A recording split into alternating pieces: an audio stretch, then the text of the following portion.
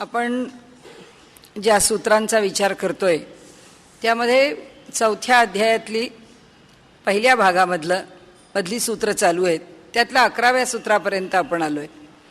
आणि एवढं सावकाश जायचं कारण एकच आहे की इथे जेवढं साधनेबद्दल सांगितलं आहे किंवा साधनेचा विशेष उहापोह केला आहे तेवढं पुढे नाही, विषय वेगळे वेगळे आहेत. त्यामुळे साधनेच्या संबंधामध्ये असणारे विषय ज्याच्याशी आपला दैनंदिन जीवन निगडीत आहे त्यामुळे त्या विषयांचा परामर्श आपण जरा अधिक बारकाव्याने घेतला. आता जवळजवळ शेवटाला आपण आलेलो आहोत. काल आपण बघितलं काय प्रकारची साधना केली, काय पद्धतीने साधना केली, किती भावानी केली, म्हणजे कशी केली. या सगळ्या गोष्टी महत्त्वाच्या आहेत. वेदामध्ये साधना करण्याकरता अमुक एक नियम आहे आणि याच नियमाने साधना करावी असं काही म्हटलेलं नाही आहे. कोणतीही साधना असू दे, आपल्याला सोयीचा कोणताही नियम असू दे, मांडताना पहिल्यांदा हे मूलभूत नियम आहेत असं मानलं जातं आणि पुढे आपल्या सोयीनी त्यातलं कसं, किती, केव्हा, कुठे स्वीकारायचं ते आपण ठरवायचं आहे. आणि म्हणून त्यांनी इथे यत्रैकाग्रता तत्र विशेषात, फक्त जिथे साधेल तिथे एकाग्रता करावी, अमुकच एक असा वेदाचा आग्रह नाही.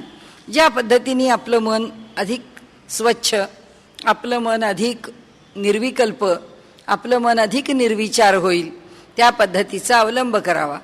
काल आपण साधनेचे अंतराय बघत असताना एक विषय बघितला की वंचकता आणि दांभिकता या दोन गोष्टी, आळस तिसरी गोष्ट, अप्रामाणिकता चौथी गोष्ट, ह्या सगळ्या गोष्टी या साधनेला मारक आहेत. साधना यशस्वी करणाऱ्या नाहीत किंवा व्यवहारामध्ये आपण म्हणतो तसं आपल्या मनाला त्या स्थिर करू शकत नाहीत, आपल्या मनाला त्या समाधान देऊ शकत नाहीत. मनाचं समाधान, मनाची स्थिरता, मनाची एकाग्रता जर साधायची असेल तर आत्ता सगळा जो भर आहे तो साधनेच्या अंगानीच का असेना पण आपल्या आचरणावरती आहे. की आपलं आचरण महत्त्वाचं आहे, की आपण कसं करतो, आपलं मन आपण कसं ठेवतो, मनातले विचार कसे येतात. आणि त्याकरता काल परवा आपण तो प्रत्येक विषय अगदी बारकाईने घेतलेला आहे. आता आपण जिथे येऊन पोचलो तिथे कालचा विषय असा होता की आम्ही नाम घेतो, आम्ही साधना करतो, मग आम्ही थोडा असं तसं वागलो तर कुठे बिघडलं, ते नाम आम्हाला सांभाळतच आहे. मग आम्ही काहीतरी वागलो वेडेवाकडे तर ते नाम सांभाळेल.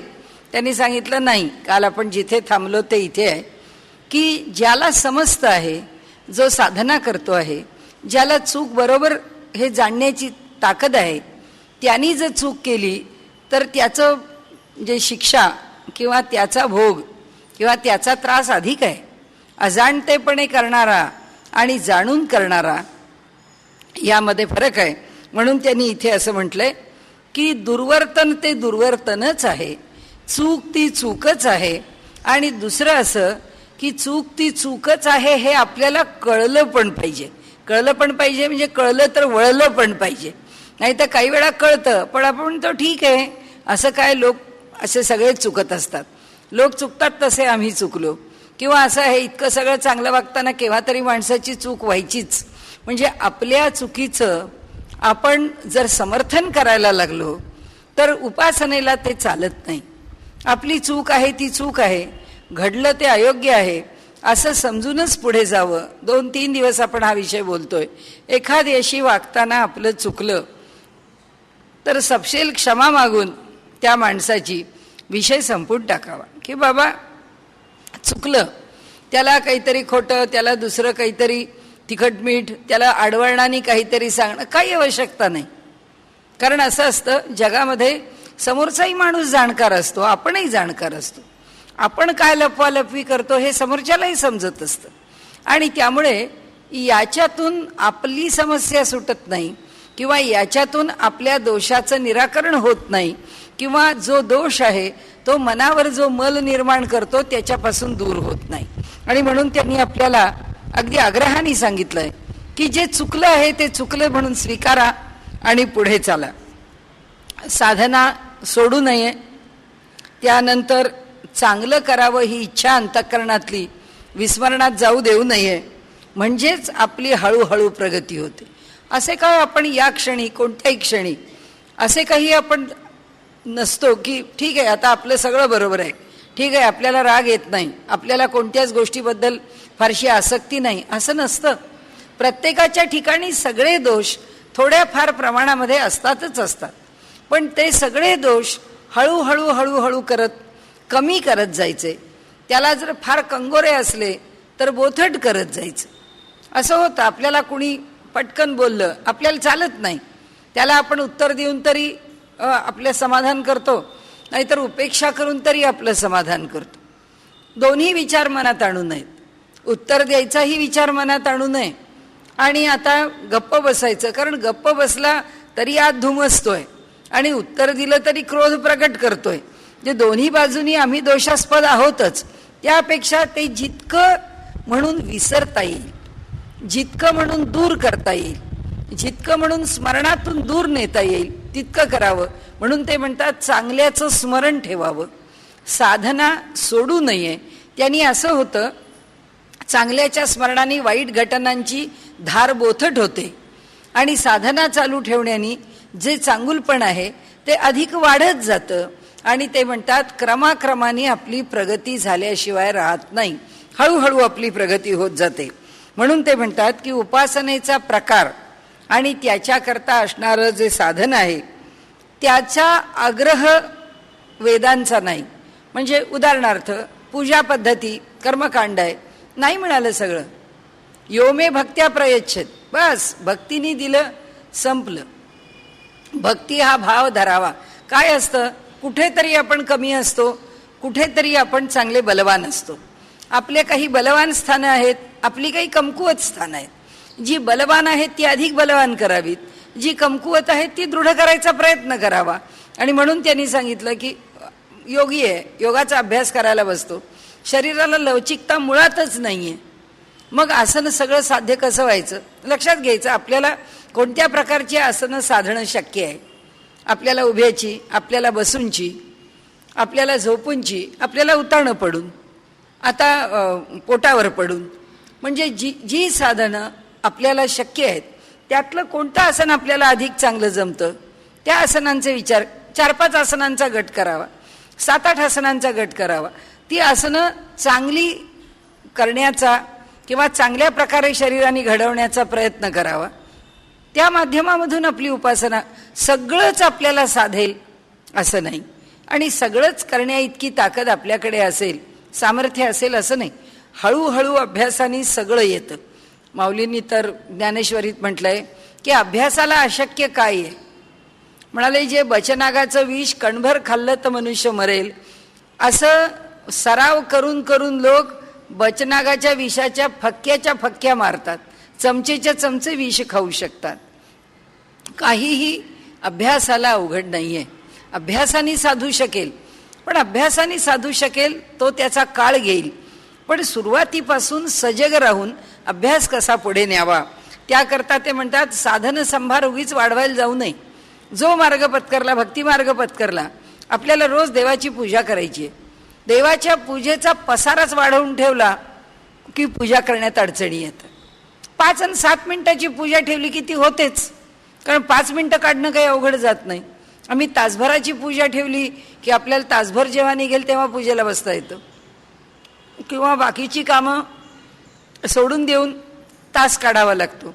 मग तो काढता आला नाही की मग आज तू पूजा कर, आज तू पूजा कर, असं सुरू होतं.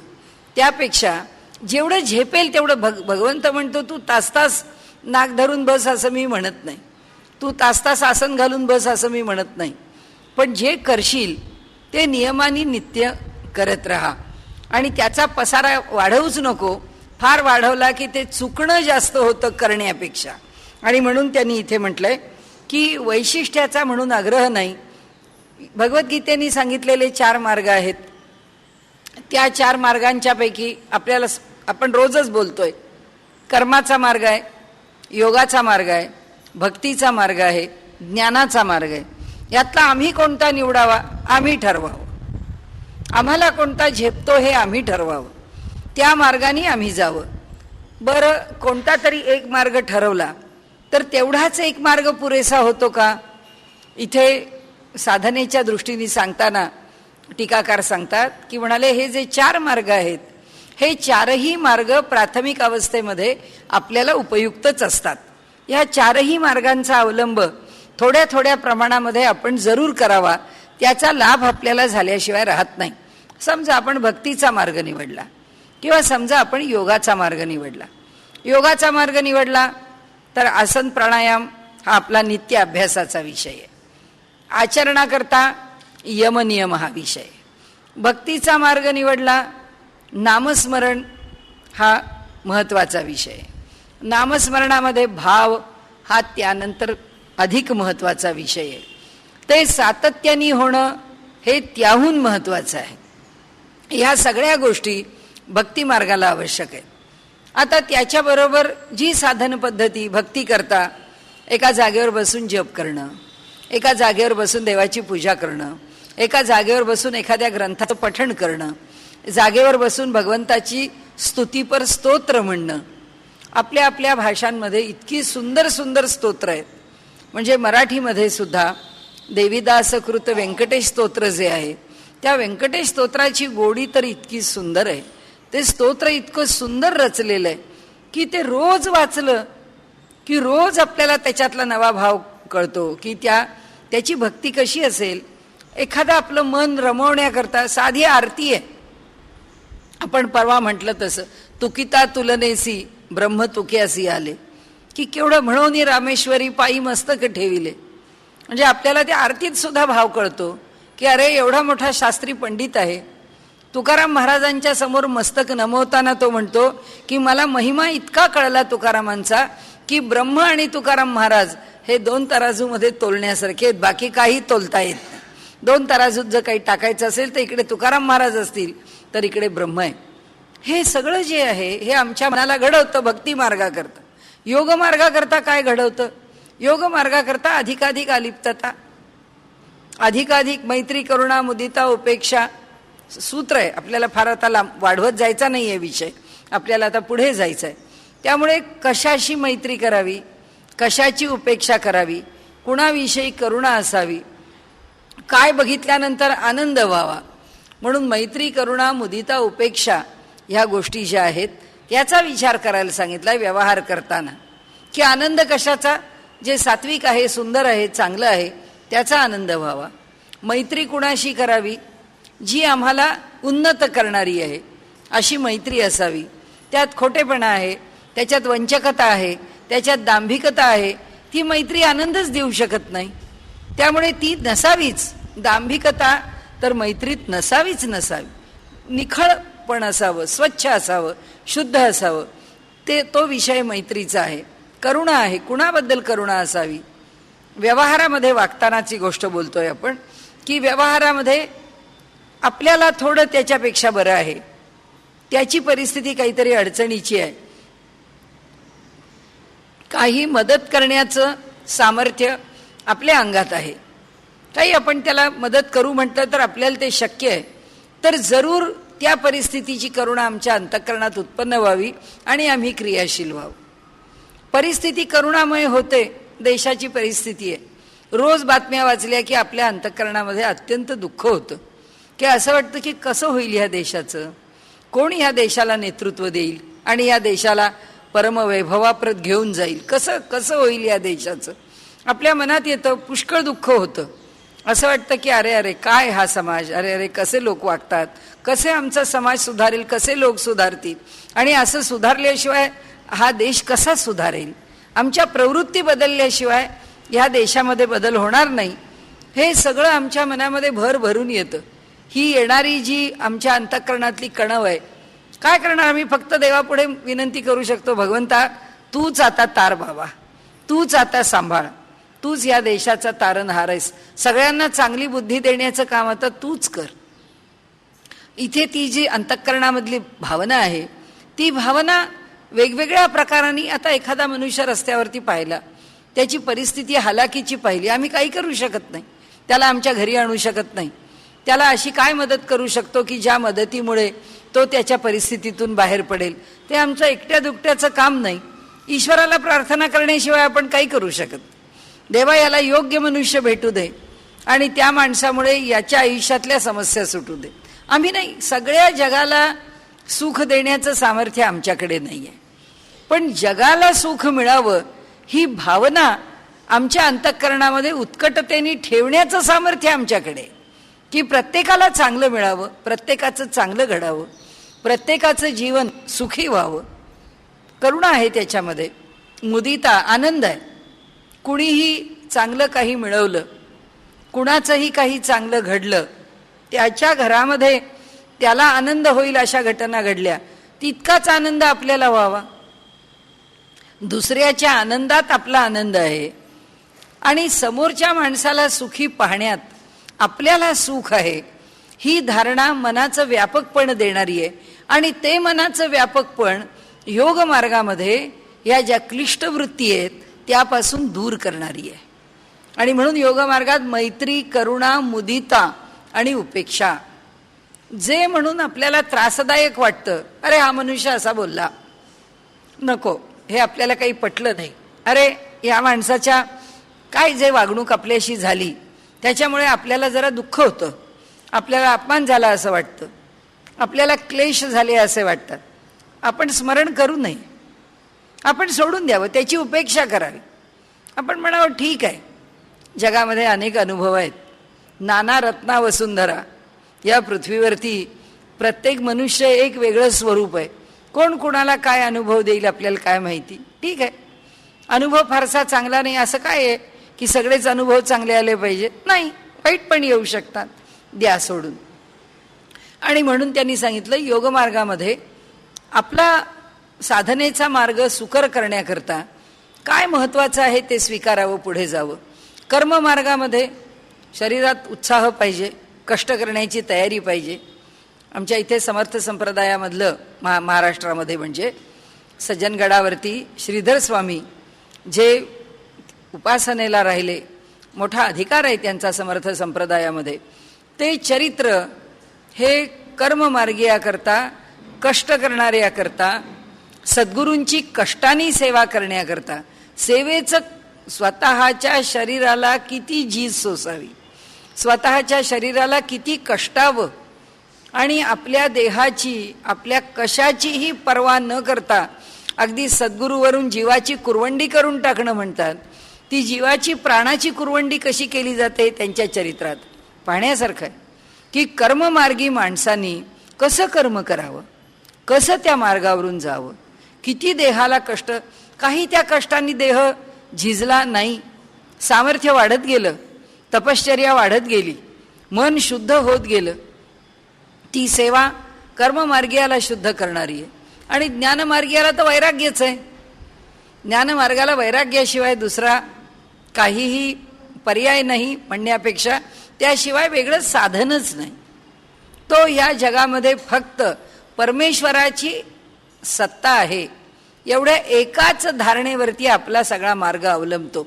आणि म्हणून त्यांनी सांगितलं की हे जे 4 मार्ग आहेत हे सुरुवातीला आम्हाला लाभदायी आहेत. आम्ही भक्ती मार्ग स्वीकारला, पण भक्तीच्या बरोबर ते म्हणतात आमचा भक्तीतला भाव कमी पडत असेल तर योगातलं ध्यान करा, प्राणायाम करा, प्राणायामाने चित्ताच्या शुद्धीचा विचार करा, नाडी शोधन प्राणायाम करा.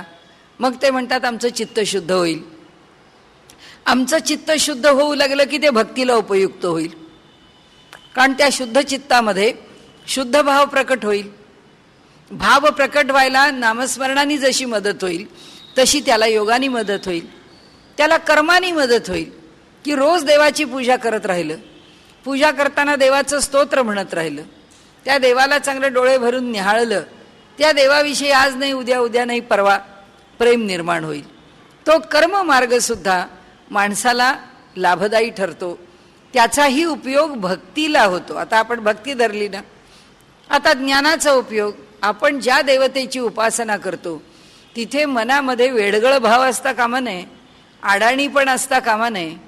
आम्ही त्या भोळारामाच्या कथा ऐकतो आणि आम्हाला त्याचं कौतुक वाटतं, कारण का आहे की त्याच्या स्वभावातलं गबाळेपण आमच्याकडे कुठे ना कुठेतरी असतंच ना.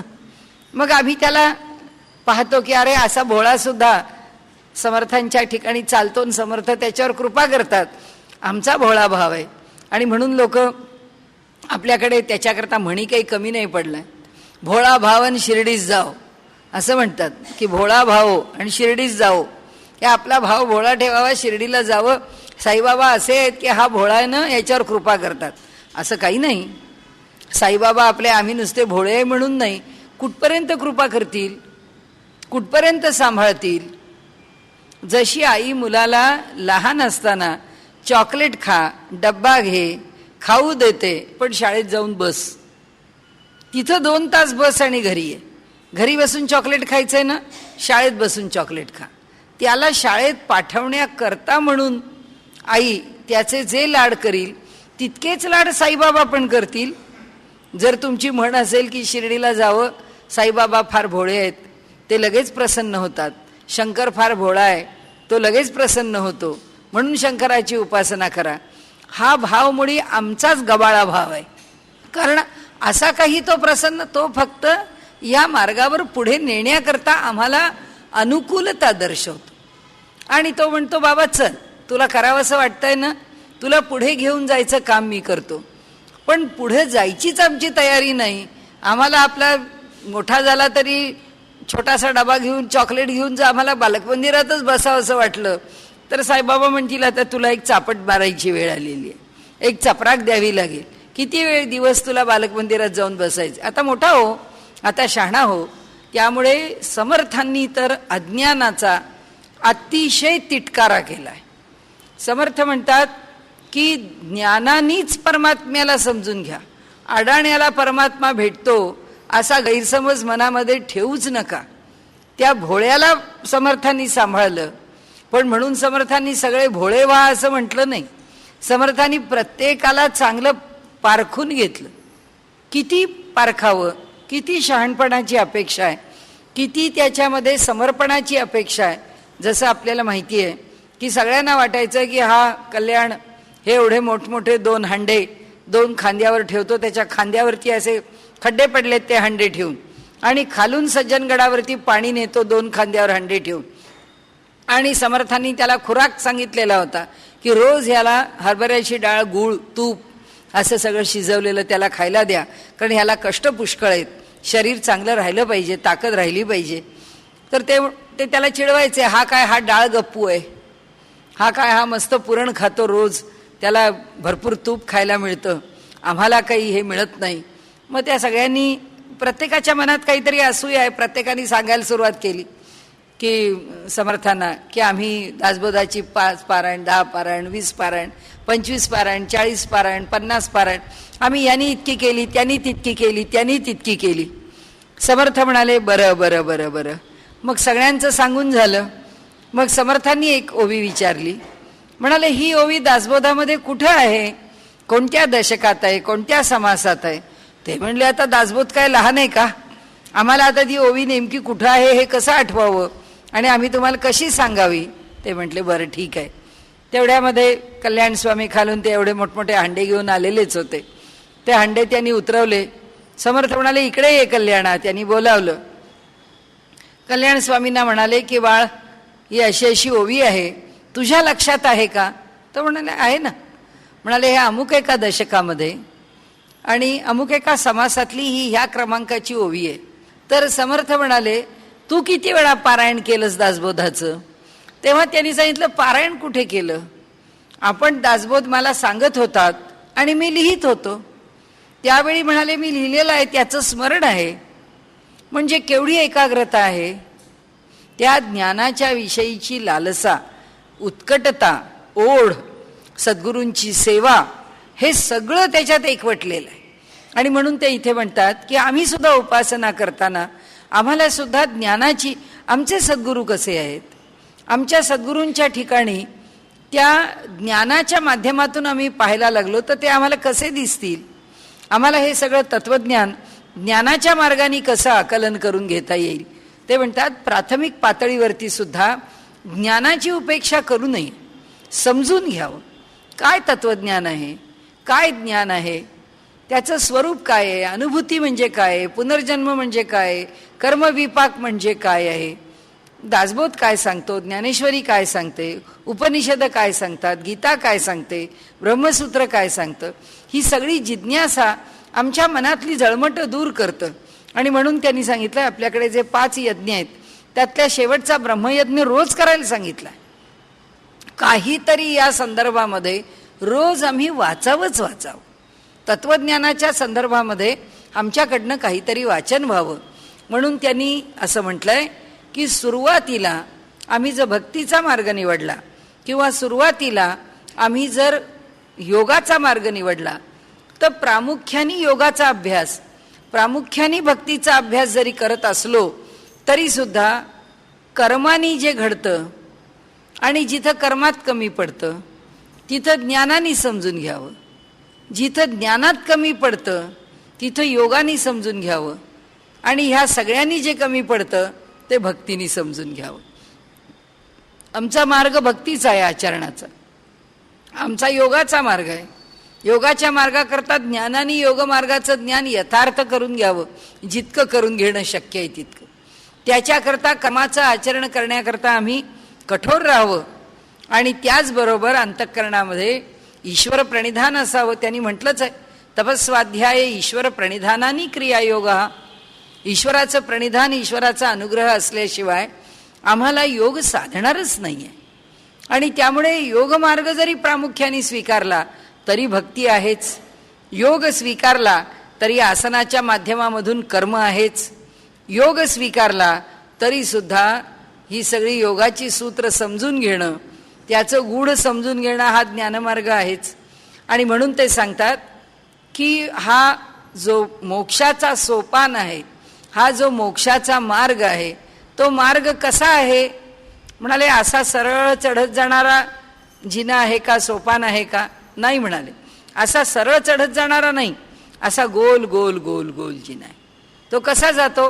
कधी कर्म, कधी भक्ती, कधी योग, कधी ज्ञान, कधी कर्म, कधी भक्ती, कधी योग, कधी ज्ञान, असं तो वर वर वर आम्हाला नेतो. आम्ही सावध पाहिजे या सगळ्याचा उपयोग करून घेण्याकरता. आणि म्हणून त्यांनी सांगितलं या प्रत्येक मार्गाचं वैशिष्ट्य आहे, या प्रत्येक मार्गाचं काही स्वतंत्र असे वेगळे वेगळे फायदे आहेत. आणि त्याचबरोबर थोडासा त्याचा अवलंब करणं आपल्याला लाभदायी आहे. ज्याच्याकडे प्रचंड उत्साह आहे त्यांनी कर्मयोग स्वीकारावा, ज्याच्याकडे तीव्र वैराग्य आहे त्यांनी ज्ञान सोडावं स्वीकारावं, ज्याच्याकडे भाव आणि प्रेम आहे त्यांनी भक्तिमार्ग आचरावा, आणि ज्याला शरीराला कष्ट देणं शक्य आहे त्यांनी योगमार्ग स्वीकारावा. आणि ह्या सगळ्या ठिकाणी आपली निष्ठा असावी. आपण पहिल्यापासून बोलतोय, आता समारोपाला येतोय आपण. त्यामुळे अत्यंत निष्ठेनी, वैराग्यानी, समजून उमजून आणि त्याचबरोबर अत्यंत सावधपणाने. सावधपणा कशा करता की प्रत्येक गोष्टीत घाई नको, प्रत्येक गोष्टीत का, कसं, कुठे, अरे जरा थांब. त्या प्रत्येकाचं उत्तर आम्हाला हळूहळू मिळतच जाणार आहे, मिळेलच. त्याकरता थोडी तितिक्षा ही आम्ही ठेवून उपासना करत राहावी.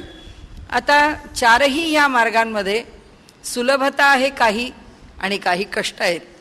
त्यामुळे कोणताही मार्ग स्वीकारला तरी हा मार्ग सोपा आहे. भक्ती तो सुळावरली पोळी, निवडे तो गळी विरळाची. तर निवडे तो गडी विरळाची असं म्हणणारे तुकाराम महाराज पहिल्यांदा काय म्हणतात? यारे यारे लहान थोर सगळे या. हा भक्तीचा मार्ग सोपा आहे. मुखी नाम हाती मोक्ष ऐसी साक्ष बहुतांची. ते म्हणतात ज्याच्या मुखात नाम आहे त्याच्या हातात मोक्ष आहे. इतकं सोपं आहे, मग का भक्ती करत नाहीत? तेच तुकाराम महाराज पुढे म्हणतात, भक्ती तो सुळावरली पोळी, निवडे तो गडी विरळाची. म्हणजे प्रत्येक मार्गात काही सुलभता आहे आणि काही काठिण्य तर आहेच आहे. आणि म्हणून ते सांगतात की निष्ठावान साधक जो आहे तो त्या मार्गात येणारं जे सुखदुःख आहे ते झेलतो आणि पुढे जातो.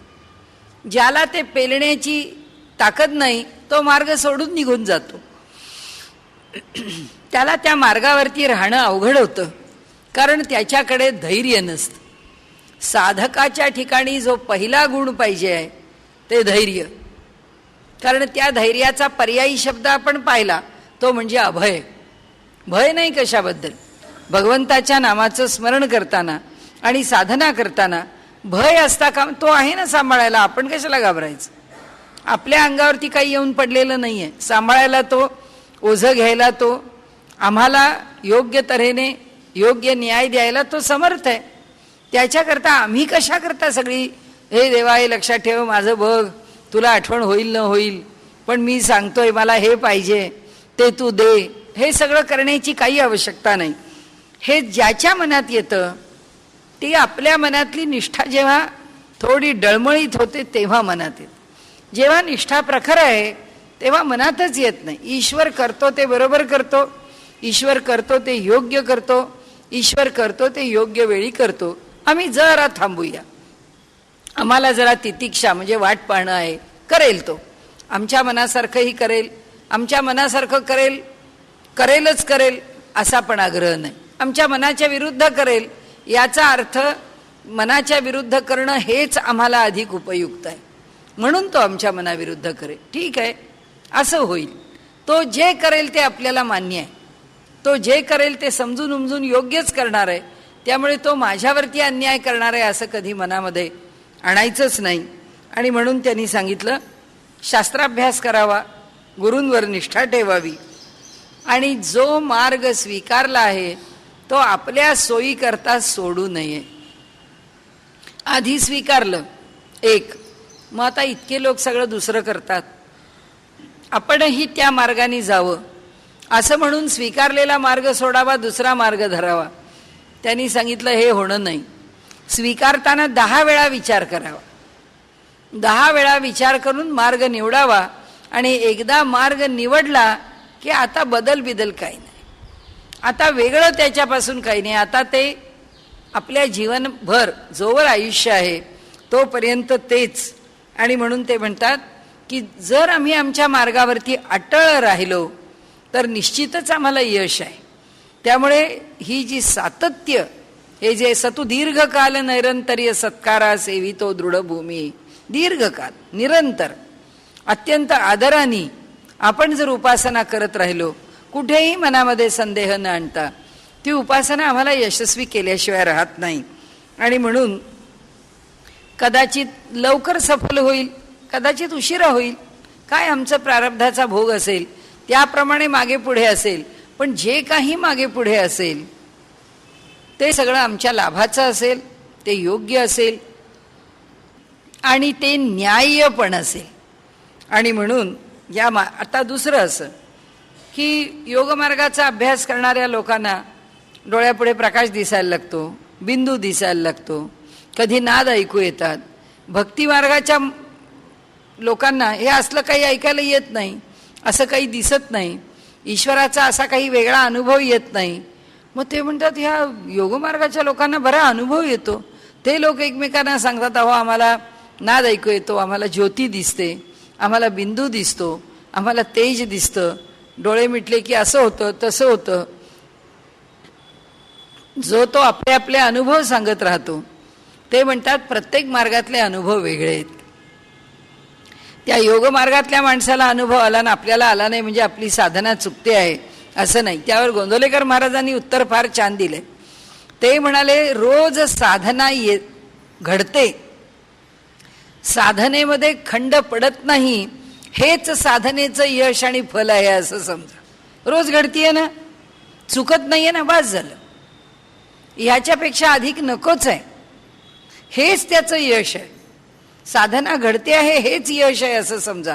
कारण रोज आपल्याकडनं साधना घडणं हे तरी काय म्हणाले सोपं आहे का? तेही सोपं नाही आहे. आणि त्यामुळे साधना घडते हेच पुष्कळ आहे असं धरून पुढे चला. तर आता त्यांनी इथे आपल्याला सांगितलंय की असे वेगवेगळे मार्ग आहेत. त्या वेगवेगळ्या, हे 4 तर प्रमुख मार्ग आहेत. या मार्गांनी आपण त्या परमेश्वरापर्यंत जाण्याचा प्रयत्न करतो.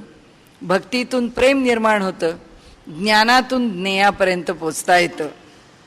अशा प्रकारे त्याच्यापर्यंत पोचल्यावर भक्ती आणि ज्ञानाचं ऐक्य होऊन जातं.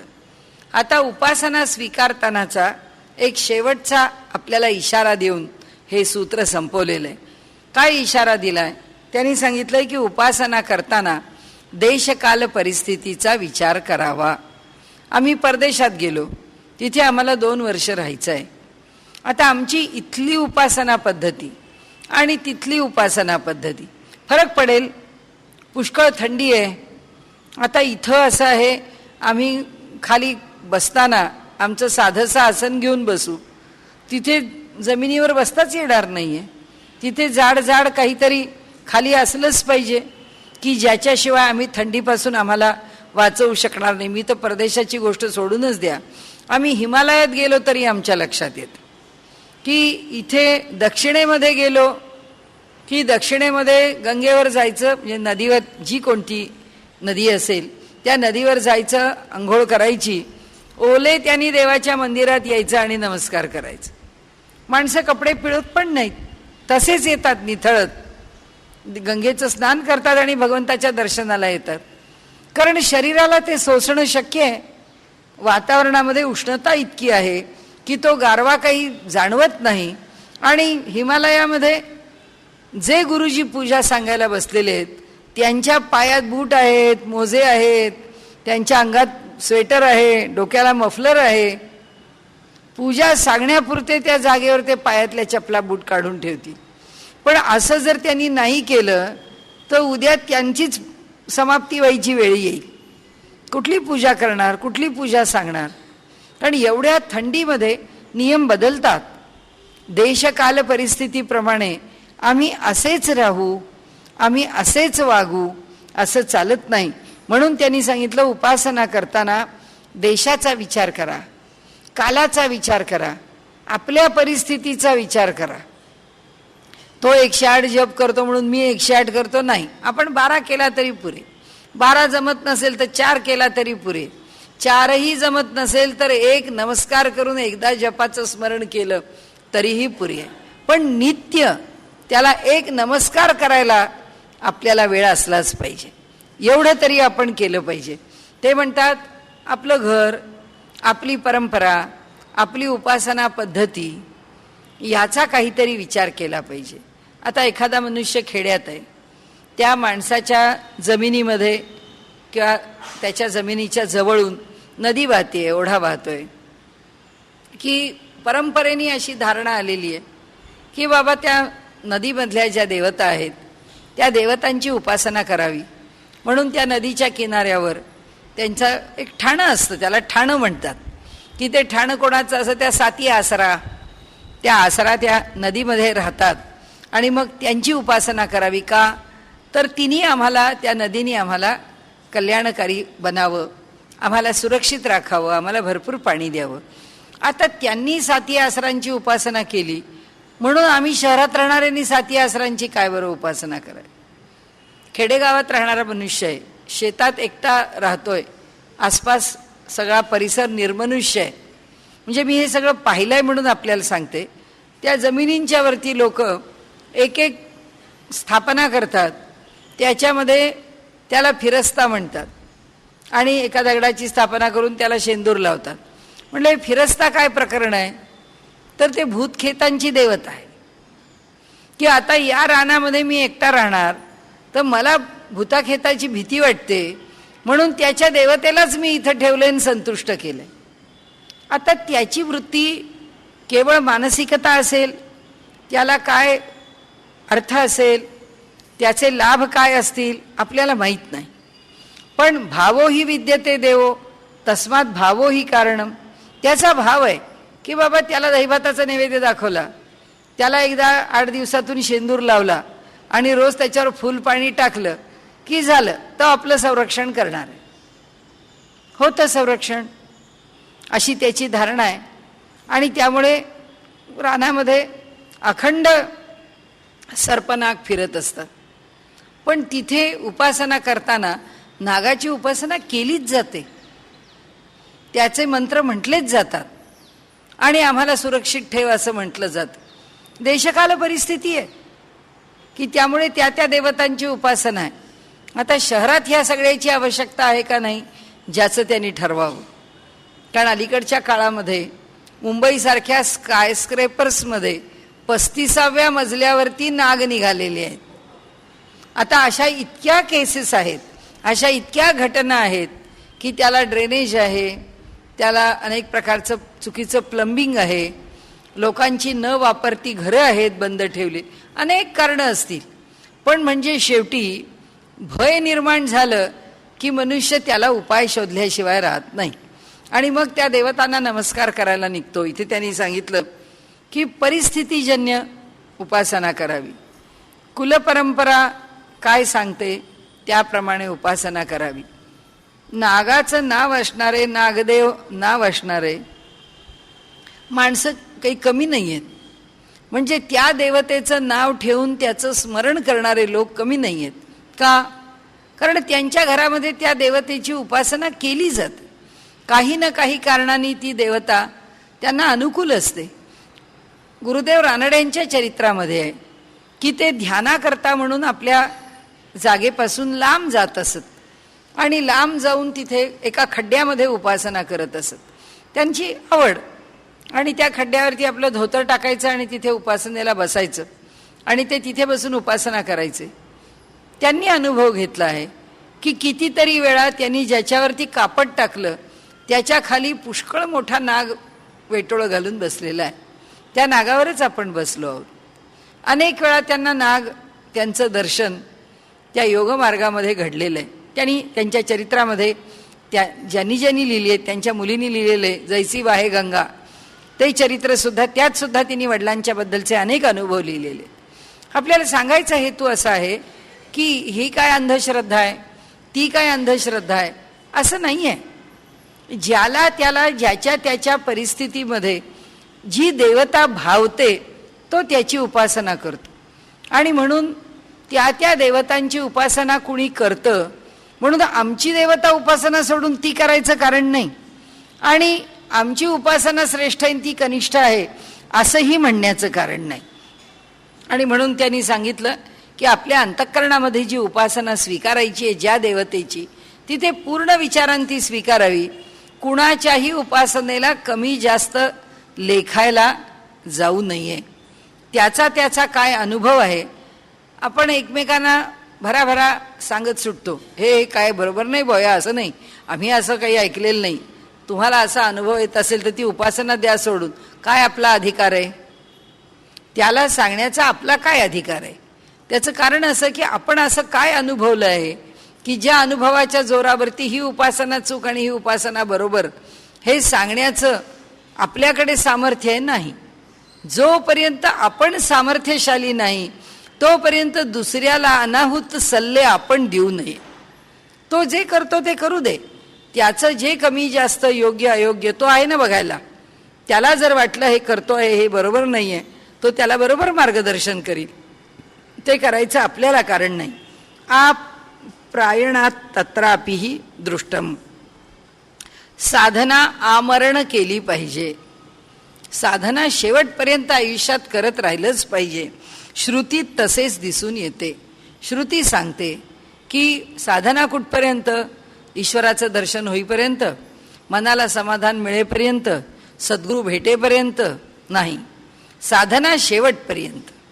आणि म्हणून त्यांनी सांगितले की जी साधना ज्ञानदायी आहे, जी साधना मोक्षदायी आहे, अशी जी काही साक्षात्काराला येणारी, साक्षात आकाराला, साक्षात्कार म्हणजे ती साधना प्रत्यक्ष प्रकट होणारी, आम्हाला फल देणारी अशी जी साधना आहे, ती साधना आमच्याकडनं अखंड केली गेली पाहिजे.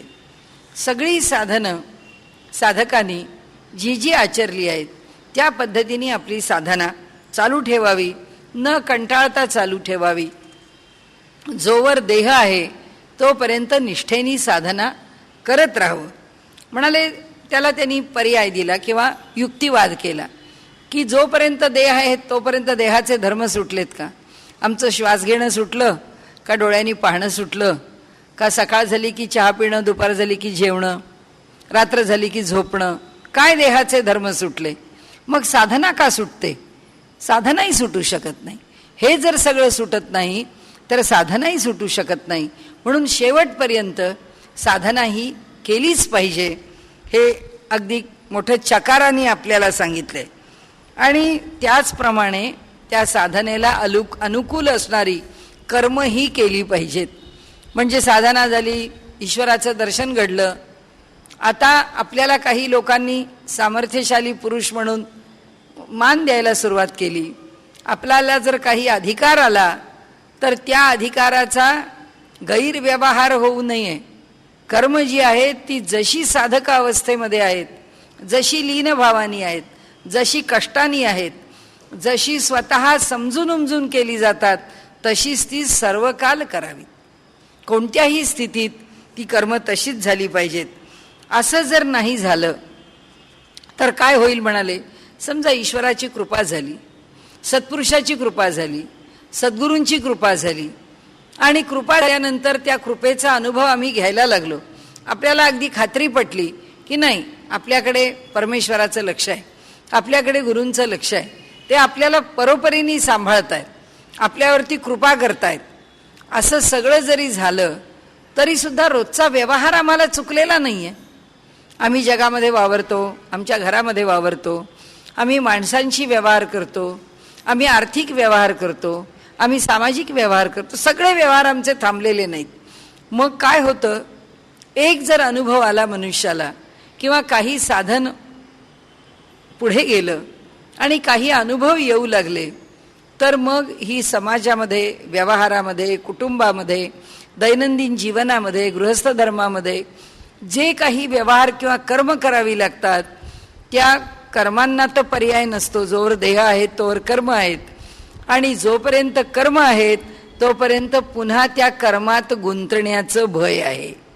आणि म्हणून त्यांनी सांगितलं की साधना करत राहिली की ती साधना त्या कर्मात गुंतू देत नाही. साधना करत राहिले की त्या साधनेमुळे जे दोष आमच्यात निर्माण होणं शक्य आहे त्या दोषांचं निराकरण ती साधना करत राहते आणि आम्हाला ती साधना अगदी सांभाळून नेते. आणि म्हणून त्यांनी सांगितलं की म्हणून साधकांनी दक्ष राहावं की आपली जी साधना आहे ती साधना नित्य साधकावस्थेमध्ये चालू ठेवणे. आपल्याला आता काही प्राप्त झालंय, चला आता आपलं काही नाही, आपण कसेही, आपण जे म्हटलं ना, आपण कसेही वागलो तरी चालतो. इथेच महंती येते, इथेच भ्रष्टता येते. मग आपण म्हणतो अहो हे गृहस्थ खूप चांगले होते, त्यांना ईश्वरी साक्षात्कार झाला, आम्ही त्यांना त्या साधक स्थितीमध्ये पाहिलेलं आहे, फार साधे होते, फार सरळ होते, आता कसे काय बदलले कोण जाणे. आता त्यांना पैशाचा मोह झाला, आता त्यांना कीर्तीचा मोह झाला, आता ते गाडीशिवाय फिरत नाहीत. त्यामुळे त्यांना आमच्याकडे ज्यांचं भाष्य आपण घेतलंय, शेवटी आपण त्याचा उल्लेख करणार आहोत, ते म्हणत असत की ज्याला वैभवाची चटक लागली, ज्याला कीर्तीची चटक लागली तो कोण झाला म्हणाले, मोटारेश्वरानंद झाला म्हणाले. तो त्याला मोटार पाहिजे, गाडी पाहिजे, सुख पाहिजे, आता त्याच्यातून त्याला हिंडायचं आहे. हे मिळालं तर तो कार्यरत होईल, नाही तर नाही. हे मिळालं तर तो सुखी असेल, नाही तर तो बेचैन आहे. आणि म्हणून त्यांनी सांगितलं की दक्षता नित्य घ्यावी लागेल. दक्षता साधना घेते, त्यामुळे साधना कोणत्याही स्थितीत सुटता कामा नये. कारण केव्हा कर्म आमची मानगूट पकडेल सांगता येत नाही आणि केव्हा आम्हाला भ्रमित करेल ते सांगता येत नाही. त्यांनी पुढे सांगितलं हे सगळं कशा करता, कारण अंतकाली जशी मनोवृत्ती असते त्याप्रमाणे गती प्राप्त होते. अंतकाली मनोवृत्ती चांगली राहायला जन्मभर मनोवृत्ती चांगली राहायला पाहिजे. मनोवृत्ती जर आमची आधीच बिघडायला लागली तर ती अंतकाली कशी चांगली राहायची.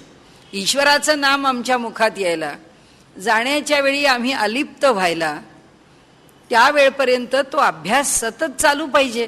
त्या अभ्यासाशिवाय त्याचं स्मरण कसं राहील.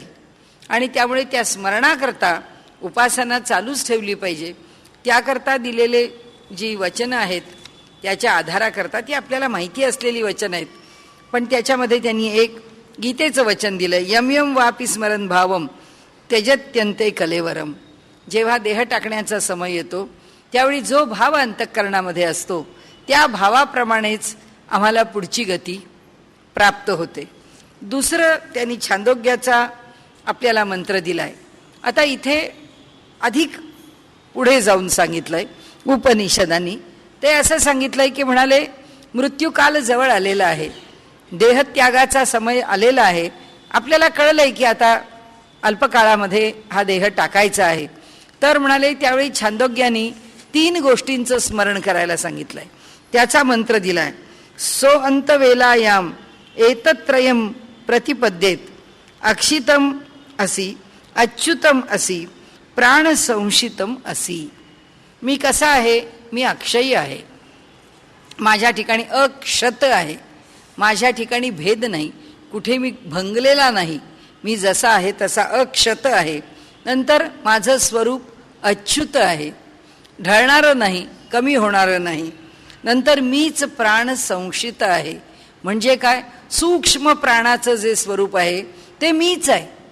आणि तो जर सूक्ष्म प्राण मीच आहे तर त्या प्राणासवेच माझं चैतन्य निघून जाईल. काय जी गती स्वीकारायची आहे ती त्यावेळी अंतकाली गती स्वीकारता येईल.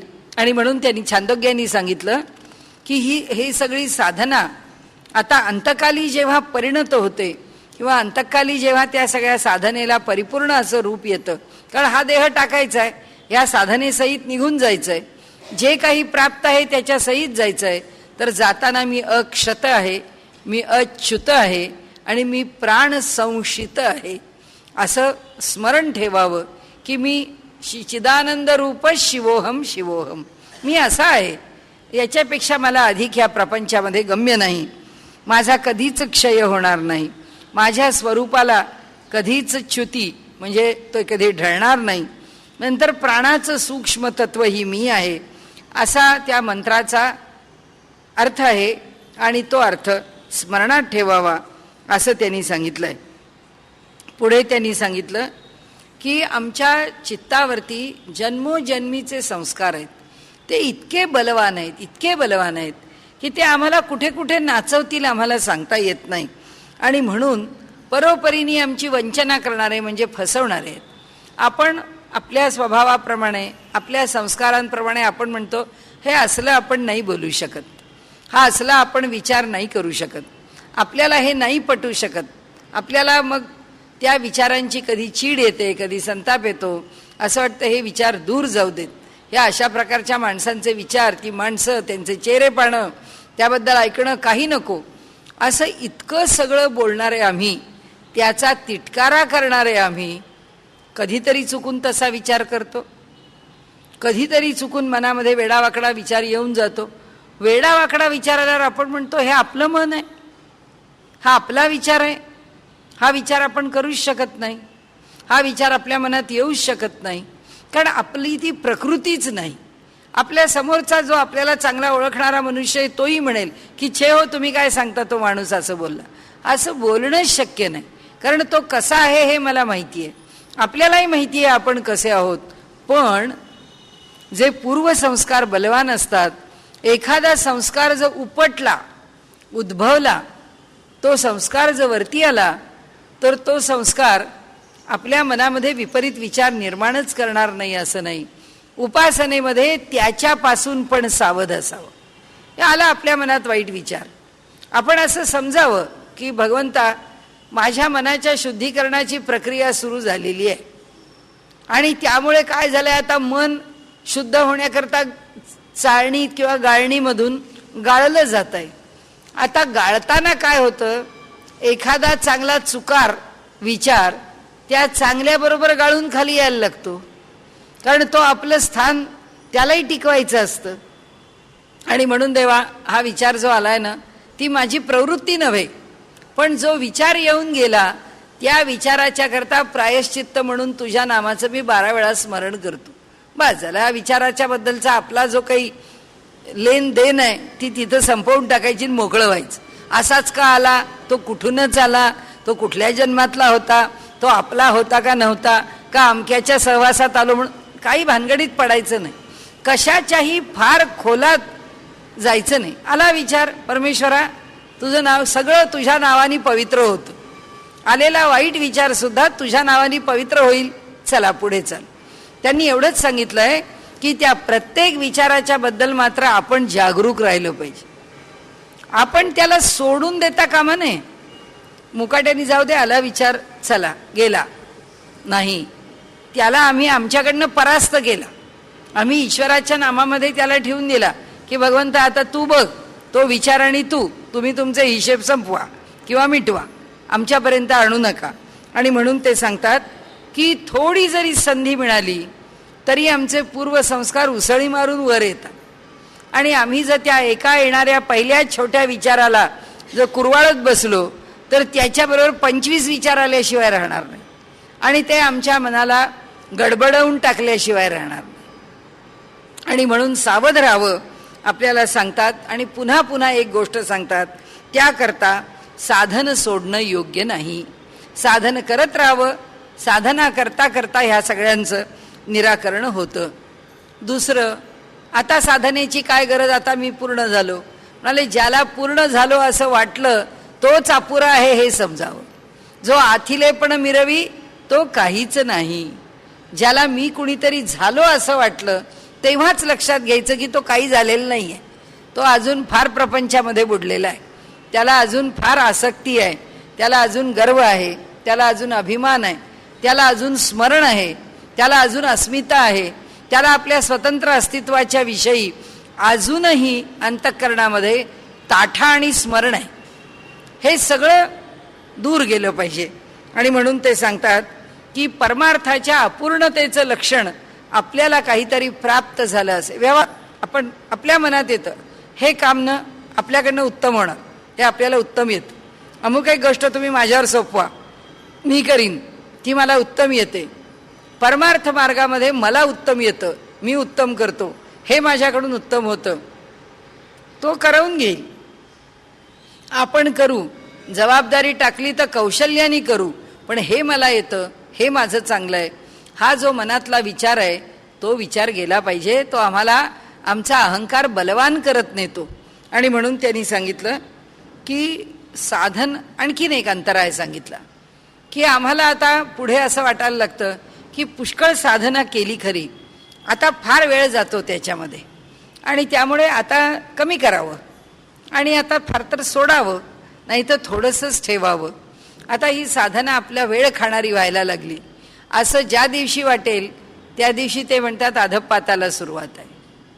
की साधनेचा आम्हाला कंटाळा आला असं ज्या दिवशी वाटेल, आम्ही प्रसंगोपात काही गोष्टी करतो, ती नैमित्तिक साधना आहे तिच्याविषयी नाही, जी नित्य साधना आहे तिच्याविषयी आहे. नैमित्तिक काय, आपण एक 7 दिवस पारायण करतो, काही जपाचं अनुष्ठान करतो, काही ग्रंथ अनुष्ठान करतो, काही तीर्थक्षेत्राच्या ठिकाणी दर्शनाचं अनुष्ठान करतो की नाही. दर एकादशीला आळंदीला जायचं म्हणजे जायचं. किती वर्ष जायचं, 2 वर्ष, 5 वर्ष, 7 वर्ष, पुढे जमेना, मग आपलं सुटलं. पण आपण संकल्प केला होता की शक्यतो जायचं. ही आमची नित्य साधना नव्हे, ही आमची नैमित्तिक साधना आहे. जी नित्य साधना आहे, जी आम्ही रोजची आखून घेतली आहे, तिचा कधी कंटाळा येता कामा नये, तिचं आम्हाला ओझं वाटता कामा नये, ती करू नये असं वाटतं, छोटीशीच ठेवावी. समर्थांनी सांगितलंय तसं, अधिक नेम करू नये आणि नेमे विण राहू नये. त्यामुळे ज्याचं प्रेम साधनेवर नाही त्या साधकाच्या बाबतीमध्ये ते म्हणतात पुन्हा त्याच्या अधःपाताला सुरुवात झाल्याशिवाय राहत नाही. आता हा साधक या अवस्थेतला जो विषय आहे तो आज आपला संपला इथे.